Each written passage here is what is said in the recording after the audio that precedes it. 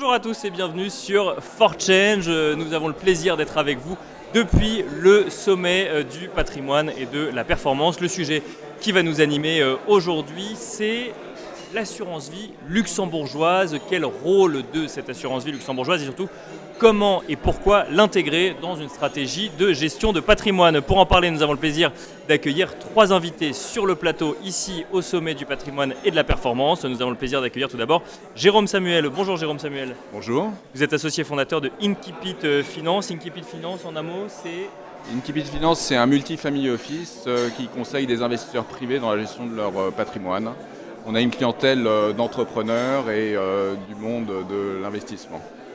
On a le plaisir d'accueillir également Anne-Charlotte Thève. Bonjour Anne-Charlotte Thève.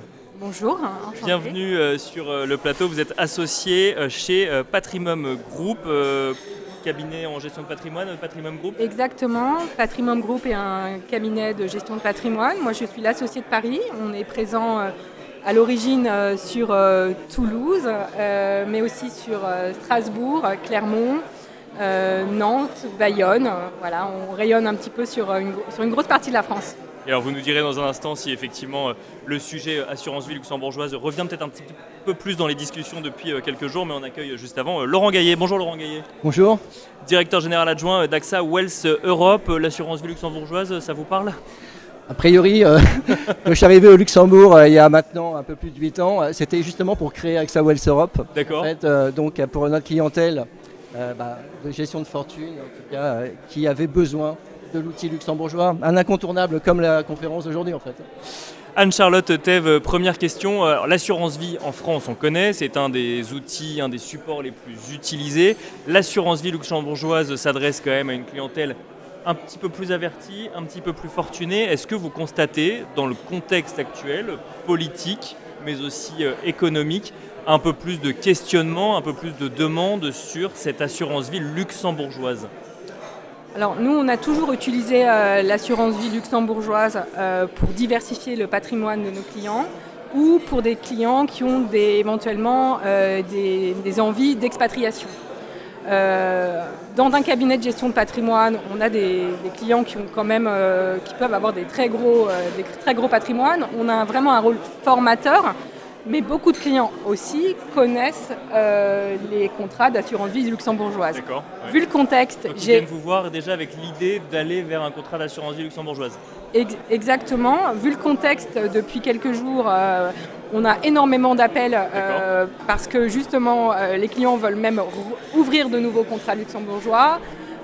Éventuellement clôturer leurs contrats français pour les mettre au Luxembourg. D'accord. Donc je pense que le contrat luxembourgeois est plus d'actualité au-delà des supports qu'on peut avoir dans l'assurance vie à Luxembourg. Et alors pourquoi est-ce que le contexte et l'incertitude politique, économique actuelle poussent à aller ouvrir un contrat d'assurance vie luxembourgeois ? Qu'est-ce qui attire dans ce contrat d'assurance vie luxembourgeois que n'aurait pas un contrat d'assurance vie français par exemple ? Il y a deux choses. Les clients ont vraiment peur de ce que vont donner les élections dans quelques semaines. Avec un programme disent, changeant, donc on ne sait pas exactement quelle sera la fiscalité ou autre. C'est un outil facilitateur s'ils avaient envie de sortir de France. Ou c'est un outil de diversification pour ne pas mettre tous ces fonds en France directement. Voilà, c'est les deux éléments qui me semblent correspondre à la réalité du marché aujourd'hui. Jérôme Samuel, alors je ne sais pas si vous avez entendu les réponses puisqu'il y a beaucoup de bruit autour de nous. Je crois avoir entendu. Deux arguments principaux pour se poser la question aujourd'hui du contrat d'assurance vie luxembourgeois, qui est effectivement ne pas mettre tous ses œufs dans le même panier géographique, et donc en France et hors de France, et aussi se laisser la possibilité de pouvoir partir ou sortir de France le cas échéant. Est-ce que vous constatez vous aussi que le questionnement sur le contrat d'assurance vie luxembourgeois revient un peu plus, voire beaucoup plus qu'avant ? Je ne sais pas s'il revient un peu plus, mais parmi nos clients, on a des clients qui sont assez sophistiqués et qui sont déjà, on va dire, éveillés à l'intérêt du contrat d'assurance vie luxembourgeois. Donc effectivement, le premier intérêt est peut-être ce fameux triangle de sécurité. Bon, Laurent, peut-être que tu pourras revenir dessus. Pour nos clients, c'est avant tout la possibilité d'avoir cette mobilité du contrat si jamais ils venaient à s'expatrier. mais surtout, je dirais, pour la qualité de la gestion à laquelle on a accès à travers que ce soit des fonds internes dédiés, des fonds internes collectifs, mais aussi des fonds d'assurance spécialisés pour aller y loger des actifs non traditionnels, du non-coté, du private equity et de la dette privée. Donc plus de flexibilité, plus de possibilités sur le contrat. Plus de flexibilité, plus effectivement de solutions et avec des frais plus compétitifs puisqu'en fait on a la capacité d'accéder à des parts dites clean share et donc tout ça participe en fait à l'intérêt du contrat d'assurance vie luxembourgeois. Au niveau de l'intérêt des clients, des épargnants avertis, c'est d'abord ces raisons-là qui font qu'aujourd'hui on a un petit peu plus de demandes sur le sujet. Le contexte politique joue également, vous le voyez dans vos échanges ou pas forcément? Je pense que le contexte géopolitique joue et on a effectivement un climat qui est un peu anxiogène actuellement en attendant les élections législatives du 7 juillet. Maintenant, on travaille beaucoup en diversification d'actifs et géographie. Donc la France représente une part des investissements de nos clients, mais pas l'essentiel. Nos clients sont avant tout européens et voire globaux dans la gestion de leur patrimoine. Laurent Gaillet, alors on a parlé de flexibilité, on a parlé d'opportunités d'investissement plus larges. Il faut quand même rappeler que le contrat d'assurance vie luxembourgeoise, il ne s'adresse pas à tout le monde. Il y a un minimum quand même pour aller sur un contrat d'assurance vie luxembourgeoise. Oui, c'est vrai, on n'est pas dans une approche retail, on est dans une approche wealth au Luxembourg. Pour compléter peut-être ce qui a été dit en introduction, c'est vrai que l'assurance vie française, elle a beaucoup d'atours, et de plus en plus d'ailleurs, puisque en fait, notamment sur les aspects private equity et la loi sur l'industrie verte, on voit que quand même au niveau des actifs, il y a une vraie volonté de diversification. Mais je dirais que l'avantage ou l'attrait du Luxembourg, il est pluridimensionnel. Il y a déjà le fait que le pays rassure en tant que tel. C'est un des derniers pays à être noté 3A. Ça rassure toujours ces notations. On méconnaît parfois l'aspect psychologique et émotionnel. On le voit bien avec aujourd'hui ce qui se passe. Oui. La gestion de patrimoine, c'est du cartésien et en même temps, c'est de l'émotionnel.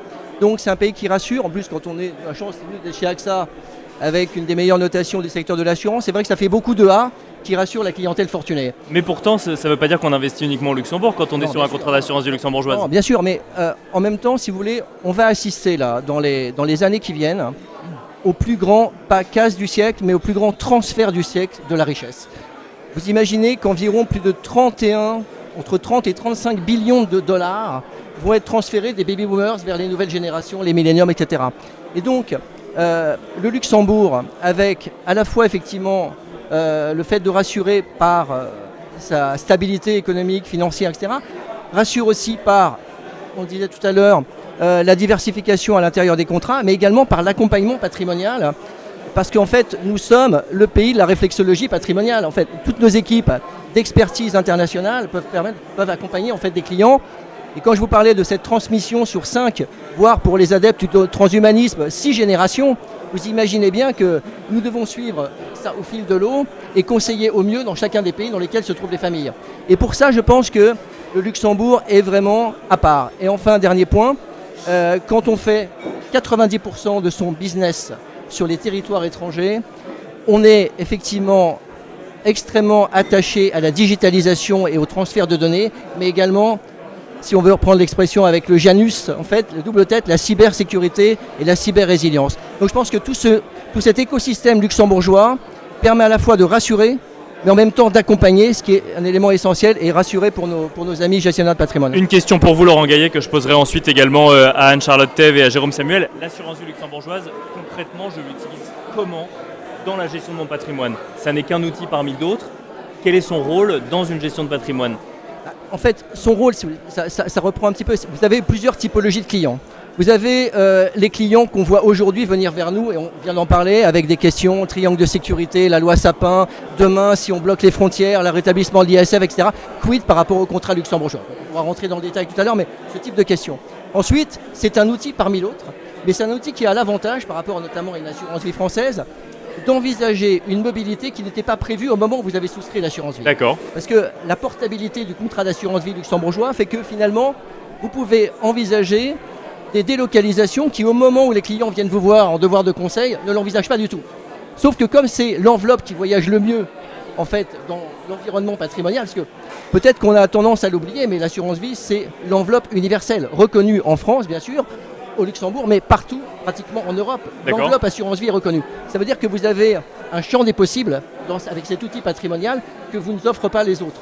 Voilà. Et en plus, vous pouvez, je terminerai là-dessus, mélanger le meilleur des mondes avec l'assurance vie, parce que ça reste une enveloppe intelligente, mais ça reste une enveloppe. C'est à l'intérieur, vous pouvez mettre de l'immobilier, vous pouvez mettre des actifs, on va dire, un peu moins liquides, vous pouvez mettre de tout. Donc finalement, ça fait du prêt-à-porter, ça fait du sur-mesure. Anne-Charlotte Thèves, c'est ça le gros avantage de l'assurance vie luxembourgeoise, c'est qu'on peut faire ce qu'on veut dedans et on est moins contraint que dans d'autres produits juridiques français, par exemple. C'est beaucoup. Un contrat luxembourgeois, pour moi, est beaucoup plus souple, on est plus habile, on est aussi en multidevise. On peut avoir des dollars, du franc suisse, de l'euro, bien évidemment. Donc ça comporte beaucoup d'avantages de diversification sur des patrimoines quand même déjà conséquents. Tout le monde n'a pas intérêt à aller sur un contrat luxembourgeois. C'est vraiment dans un objectif de diversification ou d'éventuellement de vie à l'étranger. Et d'optimisation fiscale. On ne sait pas ce qu'on va avoir demain. Bien sûr. Ça peut être un outil fantastique d'optimisation fiscale durant la vie. Évidemment, en cas de décès. Mais durant la vie, c'est incontestable pour éventuellement mettre en place des stratégies d'optimisation, tout simplement.